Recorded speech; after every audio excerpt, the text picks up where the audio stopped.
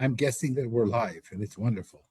So, hello, everybody, and welcome to another episode of the Children's Literature Channel for the New Books Network.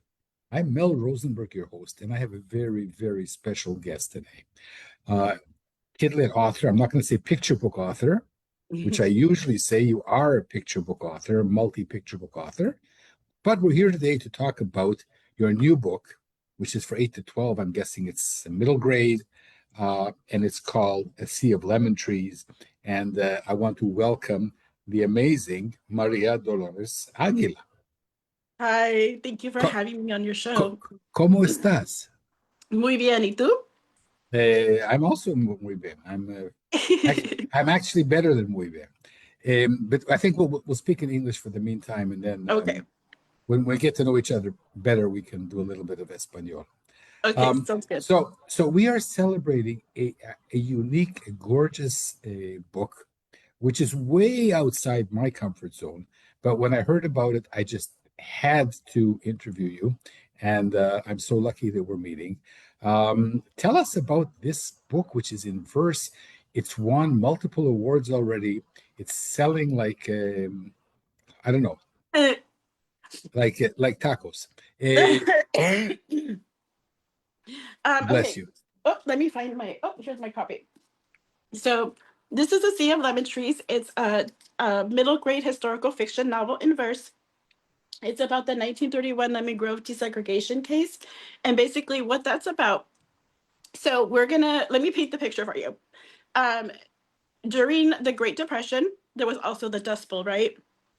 And during that time of the Great Depression and the Dust Bowl, there was also the Mexican repatriation.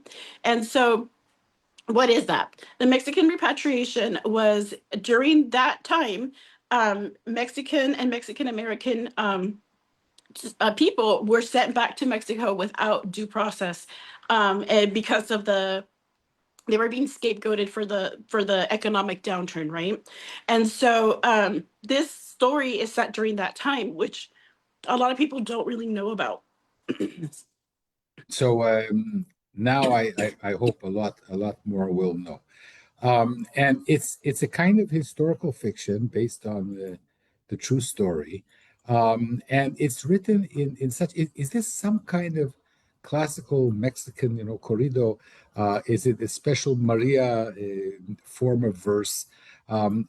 It changes. I'd love you to read something that you like from the book. I was very touched by the part where he's waiting for the verdict. The hero's waiting for the verdict, and the first couple of sentences like appear to go against him, and then the tide changes in his favor. But there's many beautiful parts of this book. Let me find that part. In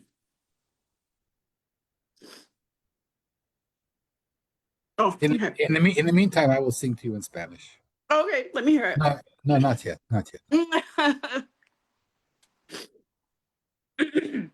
Yeah. So I'm gonna read the poem beforehand because I think that just like gives you a little bit more context.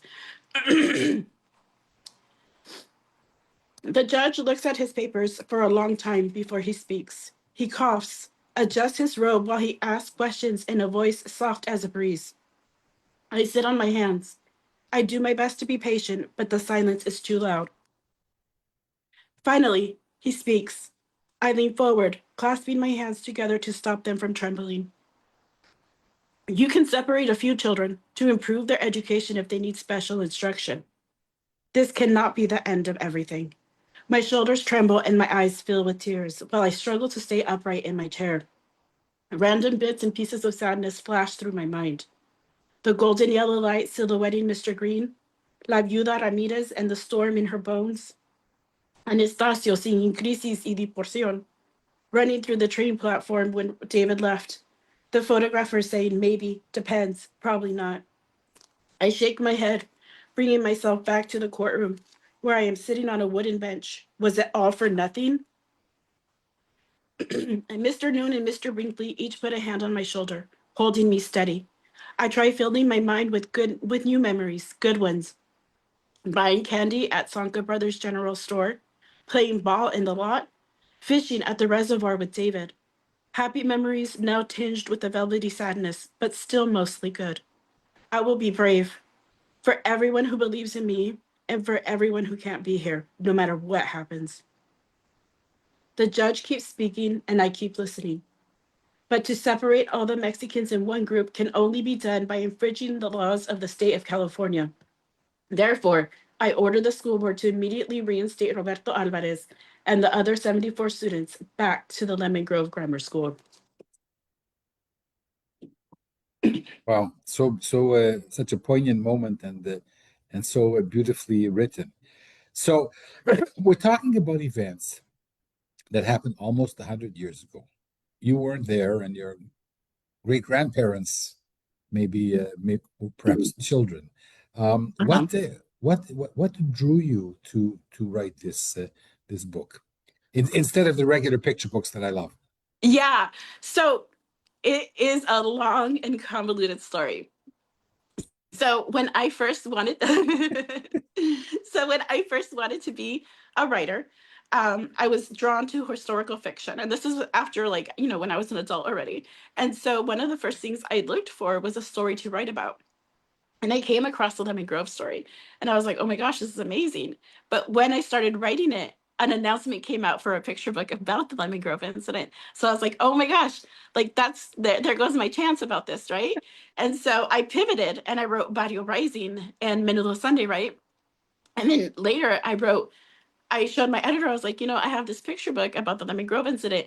And when I showed her that, and it was years later, she's like, another picture book came out about it. And she's like, why don't you write it as a middle grade? Wow. But this is Lindsay Auld, your agent?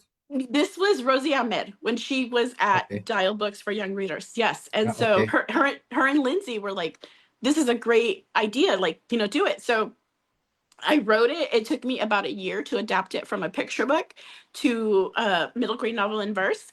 And I wrote it and I gave it to Rosie, but they passed. And so, yeah. Wow. Wow. And but it's not just in verse. It's much more than verse. It's kind of flowing poetry and the words, they move all over the page. And um it's such a departure from what I know as the regular picture book. hmm Uh-huh. And so um we sent it we sent it out to a few places. It eventually sold at auction and I ended up at Roaring Brook Press. And so and I ended up with Louisa at Roaring Brook Press. And Louisa is like such an amazing, incredible editor. When I first wrote the book, I had started almost right away near the inciting incident where Roberto and the other kids are told they can't go to the school. And she's like, no, no, no, no, we need to go back. We need to push this back. And so she's the one that had me push it all the way back to right before Christmas break where it starts. Um, and in retrospect, that's what the book needed. But like, I needed that editor and I needed her to like be the one to tell me, like this is how it needs to be fixed. Let's now go back hmm because as you know me, I'm always keen on learning about our successful authors. I mean, you have first of all, this book is highly successful, as I mentioned, and everybody run out and buy it. It's gorgeous, and I'll say it's gorgeous in the sense of the text and the lyric flow and the poetry and the verse.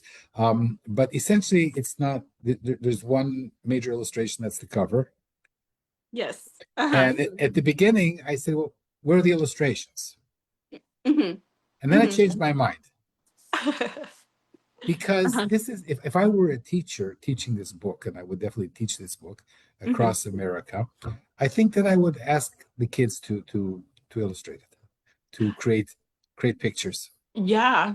Yeah. Yeah. For sure. Yeah. Rafael Lopez did the cover art for A Sea of Lemon Trees, and he's such an amazing, incredible artist. I feel like he really captured, I don't know, like Roberto's innocence, Roberto's like, persistence that he had to show through it. So I'm thrilled with the cover.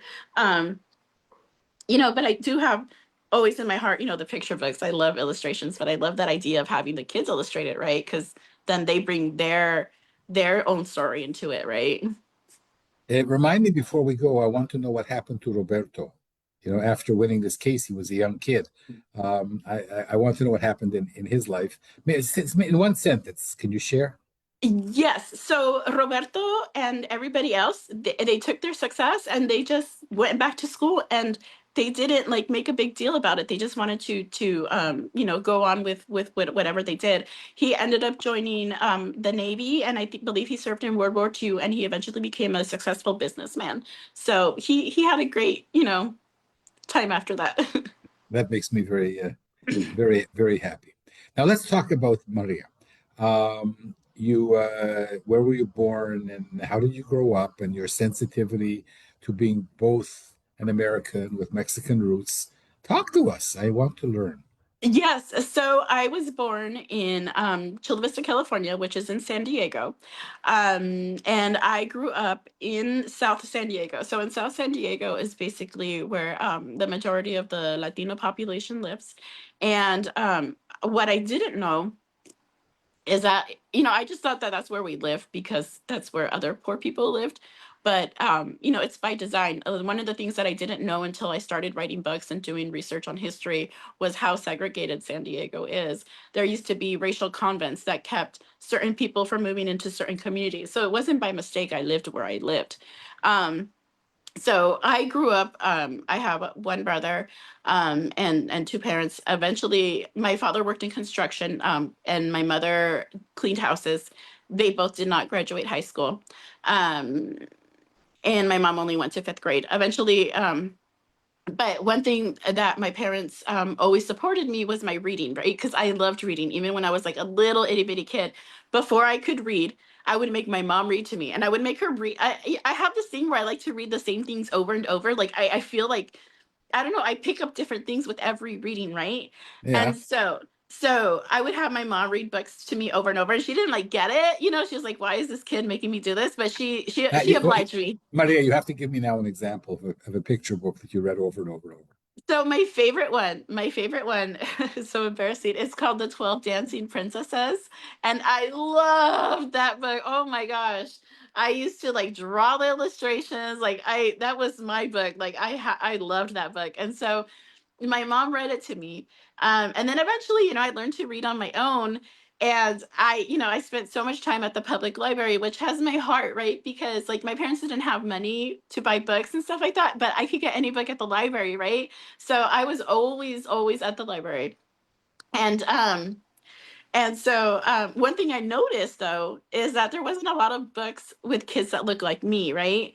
And so I was like 10 years old, and this was like in the early 90s, right? And my parents had bought a computer back then, which was like, it was huge. It was in the living room. And I was like, all right, well, if there's not like representation in books, like I'm gonna write a book, right? So I like sat down at my parents' computer, and like I tried to write a book, but I didn't know how hard it was. Like I thought I was gonna sit down and I was gonna be like and like type up a masterpiece, but it was a lot harder than I thought.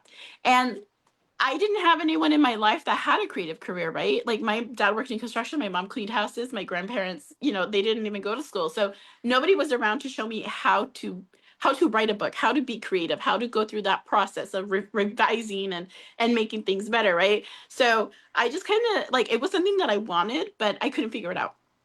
So I kind of gave up. And so I was a pretty average student all the way through high school. I went to community college. But it wasn't until I had my kids, and this was when I was about 27, 28, when I had my first daughter, and then I had my son a year and a half later.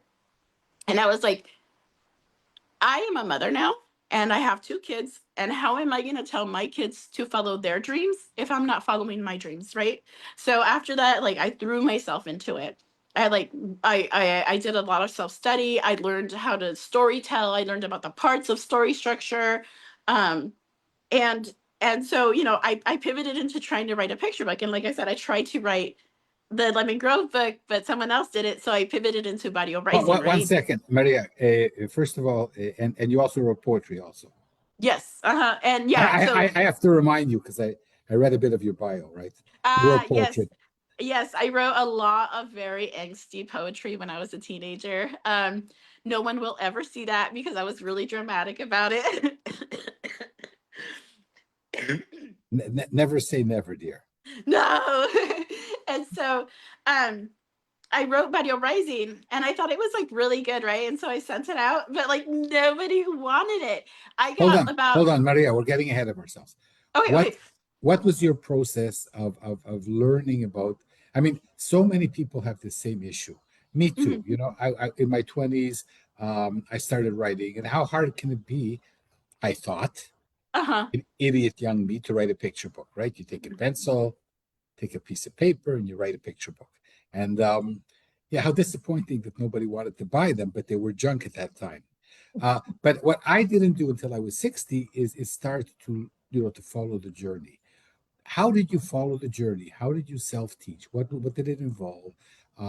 What the societies did you join, critique groups? Please be Mhm. specific here. Oh, okay. So when I tried again to be an author, now that I was an adult, the internet was really big now, right? Like all the information was on the internet. And so I looked at a lot of websites. Most importantly was a Society of Children's Book Writers and Illustrators. They have a lot of information on their website, right? And so I did that. But for me, the best way I learn is from reading and from books. So the book Writing Picture Books by Anna Whitford Paul, I Whitford. believe her name. Yeah, yeah. Yes. Annika Uh-huh. Whitford. I read that one cover to cover, did all the exercises. I also read it's like almost a textbook. It looks like I, it says writing children's. I read Anne's book so much that the pages stick together. Yes, I always recommend it. It's such a good book. And from Anne's book, she mentions Mary Oliver's poetry handbooks, and so I read those as well because I wanted to make sure that I had even though I wrote poetry before that, I wanted to know like the fundamentals. So from Mary Oliver's what is I had it on my desk, what was it, but she has two books, and I believe it's like Rules of the Dance and another one. And so I read those, I studied them, I learned the rhythms of words and how it works. And then you know, even knowing all that stuff and knowing about story structure, it's still so disappointing the first time you write something and like you see it in your head. And in your head it's like this amazing, incredible thing.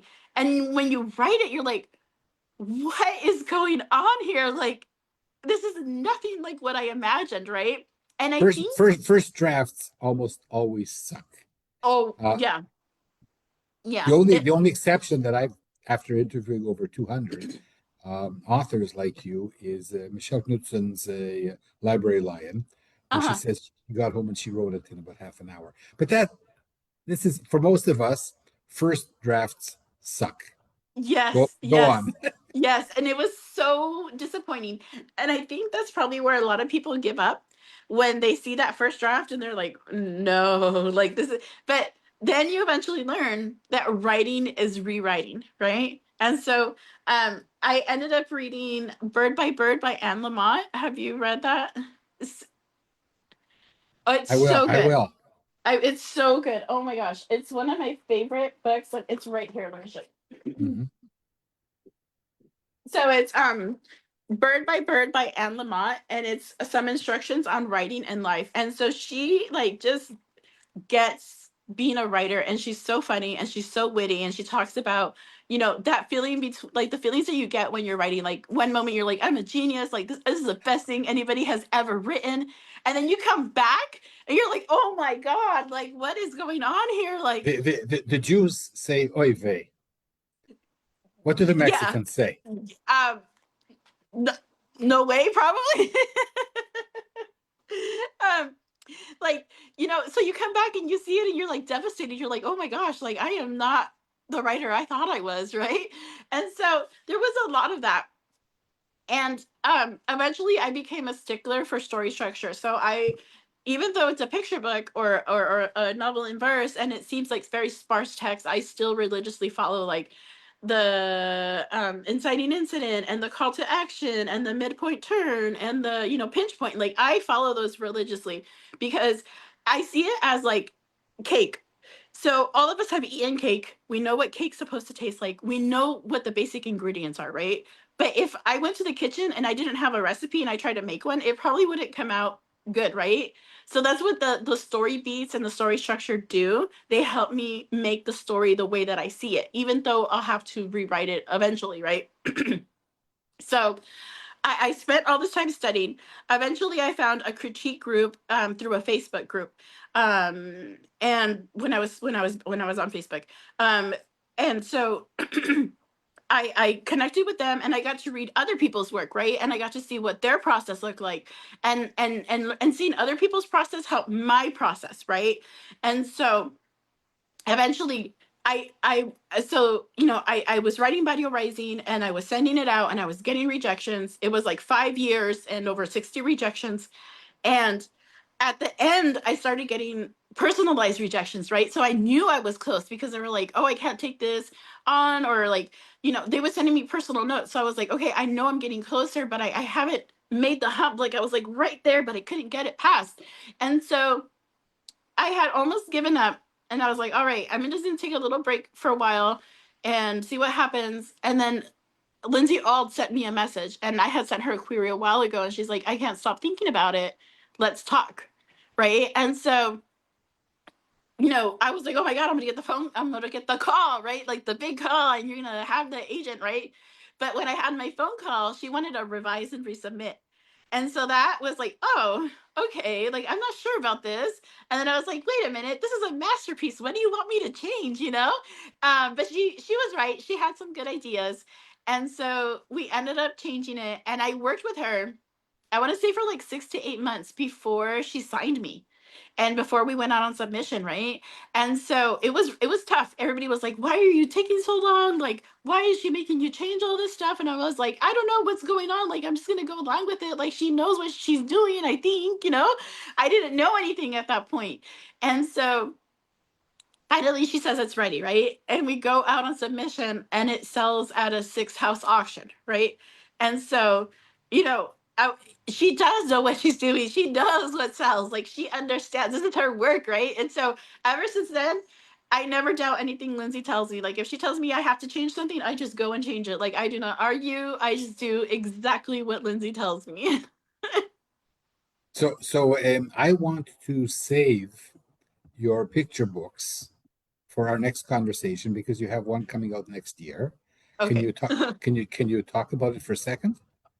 Yeah, so I have Barrio Rising, which is about the story of No, the what's that? Chicano. Talk about the new ones. I want to see Battle Rising. I want you to show me. Oh, okay. The new one is called "You Don't Have to Say," and that's about a speech delayed child and mother and their day together. And the reason I wrote that is because my kids, all three of them, had speech delays, and so I wanted to have that representation out there of kids in that situation. Because one time I was at the store and a woman was trying to talk to one of my son, my youngest one, and I was like, "Oh, I'm so sorry, he doesn't talk," and she said, oh, it must be really hard to say, to not hear I love you. And I remember thinking, you don't have to say I love you. Like I already know. And so that book came to me like that, and I Wow, ended up writing it. Yeah. wow! It brings tears to my eyes. It's so beautiful. So, at what age did you? This therapy start talking maybe around 4.5. Mhm. My other one, my middle one, he started about the same age. My youngest one, the third one, he's the one that took the longest. He almost didn't talk till he was like 5 or 5.5. I, And I, I hope they're talking like crazy now. oh my gosh, they don't stop. They talk my ear off all day. But I didn't think much of it because my mother and my mother's family, there was a history of that, like of them just not talking. So, I didn't know at the time like that was something that, you had to have like an early intervention for until Yeah, much later, right? So, that yeah. that's that's I'm okay. So we're signed up for next year. And then we'll talk at length about your other books. But can you Yes. just show them and for a sentence or two on each of them, Barrio Each of Rising? them. Yeah, Yeah. please. So Barrio Rising is about how the Chicano Park in San Diego came to be. Menudo Sunday is a counting book about a family celebrating being together and eating menudo on Sunday. Can you show our watching viewers? Yes. Listen, everybody go out and check Maria Aguila because she's incredible. Yeah, so this is Barrio Rising, illustrated by Magdalena Mora, and it's about how Chicano Park in San Diego was formed. It was a 12-day takeover, and it was a community effort to make the park. So that's what it's about. Menudo Sunday is about a family spending a Sunday together making menudo, and it's a counting book, a Spanglish counting book. So this is my second book, and you don't have to say yet. They're still working on the illustrations, but that's going to be coming out next year with Mirel Ortega. Wonderful. And now I want to get to the question of which I know very little. I mean, I understand what it is being Jewish in North America. And before you're third generation American, right? And yet I feel that you have it's obvious you have a very strong Mexican sentiment to the extent that I feel that you're, correct me, you're more Mexican than American. I feel like that sometimes. It depends. Like it depends on where I'm at. Like I need you to explain this for all of the people who don't live in the States and aren't sensitive. We want to learn more about this. Yes. So being Mexican American is always being too much of one thing and not enough of another. And what that thing is depends on the company you're with. And that's another book. Write that down. That's another book. Too much of one thing. And not enough of the other. And I don't know if you've ever seen the movie Selena with Jennifer Lopez. There's this scene where her father tells her, we're too Mexican for the Americans and we're too American for the Mexicans. And that's always how I felt. Like I'm always not enough of one thing and not enough of another. And so for me, my family history is a little bit different. So my grandparents, they came from Chihuahua, Mexico and Durango, Mexico. And then my parents were born here. But my parents went back and forth from Mexico to the United States. So my parents didn't have like that first gen experience where like they come and they're really successful and they like assimilate, right? Like that wasn't my parents' experience, even though they were American citizens, right? And so then when I was born, I had more of that first gen experience, right? Where I'm the one that assimilates, or not assimilates, but like gets more exposed to like American culture, right? But like my parents spoke Spanish to me. Spanish was my first language. My grandparents spoke Spanish to me. That was my first language. When I was a kid, we went to Tijuana all the time because it's right. So I do connect to my Mexican side, to my Mexican roots, to my Mexican heritage. And then in my everyday life, living in San Diego and living in South County, San Diego, like I speak Spanish all day, right? I speak English. I can go days without speaking English, right? Because that's what the people around me speak, right? That's incredible. So, but then when I go to Tijuana or I go to Mexico, like they speak a lot faster than I'm used to it. I'm like, what? I can't hear you, Like, and so I'm like, I feel like, oh my gosh, maybe I am pretty Americanized, you know what I mean? This is incredible to me. So I'm going to ask you. I grew up in Canada and I came to Israel at the age of 17. So I speak English and Hebrew. And for many years I wrote in Hebrew. And then I realized that you have to really, if you're writing picture books, you should try to write in your mother tongue, which for me is English. But your mother tongue is Spanish. Do you write in Spanish sometimes and then translate to English? No, I write in Spanglish. So for me, Spanglish is like when you're speaking in one language and there's something that you cannot convey in that language where I pull from the other one. Give me an example. Um, It sounds like English and Yiddish, the same thing. Yeah, so let's see. You would say in Yiddish, I'm going to chap a shlof, I'm going to grab a sleep. Yeah, exactly. Okay, so right here in Barrio Rising, I have We join hands with our vecinos in a chain around the earth movers. Pequeñitos like me to viejitos like Doña Laura walk in a circle around them. And so, I mean, for me, it feels very natural, but there's also like a lot of pushback, right?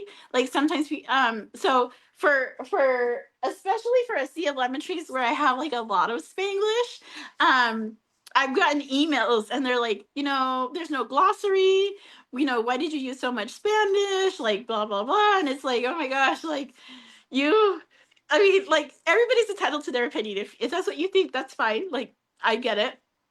But, like, you don't have to send me an email about it. Because, that's just what felt right to me. That's what felt natural. Like, I could relate to Roberto's story because I know that he spoke Spanish with his parents because that's how I was raised, right? And I Yeah. know that when we speak with other people, like we pull from both languages. It's just like a very Hey, natural thing to hey, do. look, it's clear that that the story is Maria, sharing her modern experience and language with the history.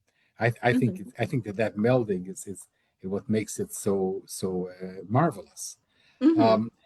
So I'm going to ask you now the last difficult question for today, and Okay. then I'm going to ask you an easier question. So people might say that you have a chip on your shoulder. Mhm. I would say that it's a sweet chip. Mhm. Is it a sweet chip or is it a real chip? Are you bitter or are you bittersweet? I definitely would say it would be more on the bittersweet side, but honestly, I don't feel bitter at all. I don't feel upset. The only thing I feel really when I talk about these stories and I bring them forward is this profound relief. And it's relief because it's finally coming forward. Like we're finally talking about it. We're finally sharing it. You know what I mean? And for me as a child, that's what I longed for. That's what I wanted so bad, just to see myself in a book. And so for me, it's I don't feel bitter. I don't feel any sort of resentment or anything. What I feel is relief because the story is out there. Like people are reading it, they're relating to it, they're understanding it. And sometimes I truly feel like everything in its own time, right? Like certain things just happen to line up the way that they should, right? And if it took me until this time to do it, that's then that's something I just accept as the way it should be and the way it was supposed to happen. So that in my mind makes you a modern day Roberto. So I'm going to now I promise to recite you a profound poem Yes. in Spanish, Uh-huh. which I learned as a chico, and it goes like this: Todos los patitos se fueron bañar, el más chiquitito se quiso quedar. La madre enojada lo quiso pegar, el pobre patito se puso a llorar, cuac, cuac, cuac, cuac. And everybody else can run to their dictionaries. Love that. That's so cute. Where did Thank you you. learn that? I don't remember. Which is the best, right? I mean, when you don't Yes. remember something, you can make up as many stories. It was a duck who taught me. Ah. Actually, mother, maybe Mother Goose. No, that doesn't work. Okay, and before we say hasta la vista to all of our friends here, and urge them to run out. Now's the time to show them your beautiful book again, to read another Here we passage, are.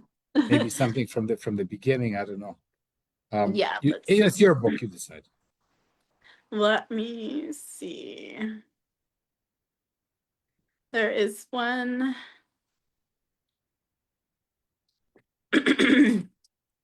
Where is it? Where is it? Let's see.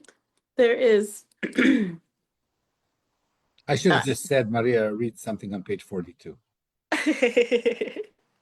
I have it right here. Hold on. Let's see. Okay. I just think it's very funny because I think it's and it's very short. Um, and it's when Roberto is coming home. It's two very tiny poems. It says, When we get to the giant pine on Buena Vista Avenue, our group falls apart as everyone says goodbye and disappears toward their houses. Mama is outside hanging laundry with Mercedes and Beatriz. I hold back my groan when Mama waves me over. Sometimes school and chores never end. Beautiful. So, so you are a modern day heroine. I don't know. No, If no. I... Someday children are going to write books about you. Oh my Um, goodness. and before we say goodbye, one or two tips for up and coming writers. You know, I mention this because it's so important. One in Mhm. 3,000 people like you get publishing deals, and Uh-huh. especially in your case where you were basically chosen out of the slush pile. It Hmm. wasn't that you right? You hadn't met Lindsay at an event or something. You just wrote to her. Hmm. Um, this is incredible. So this puts you one in the 100,000. Um, Hmm. give us some advice for the aspiring authors. So the first bit of advice would be to learn story structure sideways, upside down, backwards, forwards, like no story structure, and make sure your story has those elements, right? And my second bit of advice would be to believe in yourself more than anyone else. Because if you don't believe in your story and in the work that you're trying to do, no one is gonna care as much as you do, right? So you have to believe in yourself more than anyone, and you have to be willing to do the work it takes to bring your dream to life, right? Yeah, part of believing in yourself is believing that you can always be better than you are. Exactly. Mm-hmm. This has been incredible, and I've been here, and I'm going to remind people to run out and buy your brand new lovely book, A Sea of Lemon Trees, published by Roaring Brook just a few months ago. Already multi prize winning, Maria Dolores Aguila. Perfect. Almost perfect, but almost perfect is the new perfect. Um, and I am Mel Rosenberg, the host of the Children's Literature Channel for the New Books Network. And we've been having a wonderful time. Maria, thank you so much and good luck. And please contact me next year and we will celebrate your new picture book. Sounds good. Thank you so much for having And me. we'll talk a lot about a book about not talking. Yes. Thank you, everybody. See you next week.